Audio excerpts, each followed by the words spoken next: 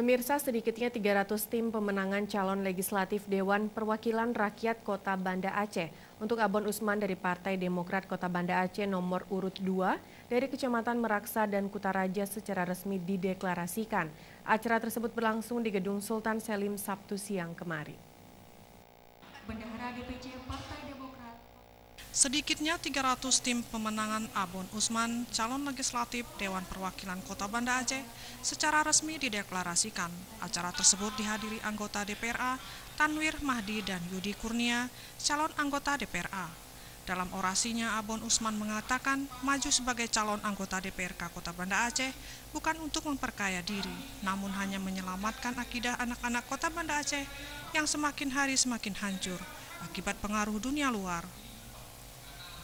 Namun semua ini perlu dukungan dari masyarakat, dari Kecamatan Meraksa dan Kutaraja, makanya masyarakat diajak agar bisa jeli dan nantinya cerdas memilih caleg dan melihat latar belakang caleg dan partai pengusungnya. Kemudian terakhir Abon mengajak tanggal 17 April mendatang, jangan pernah golput.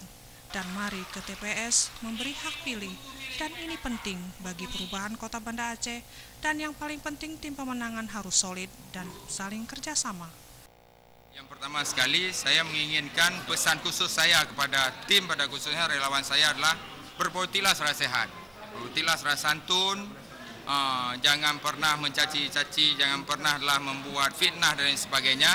Karena Partai Demokrat ini adalah pesan daripada Ketua Umum Pak SBY adalah kita raih kekuasaan itu dengan cara terhormat, dengan cara-cara yang baik. Jadi tidak perlu kita melakukan hal-hal yang memang tidak baik.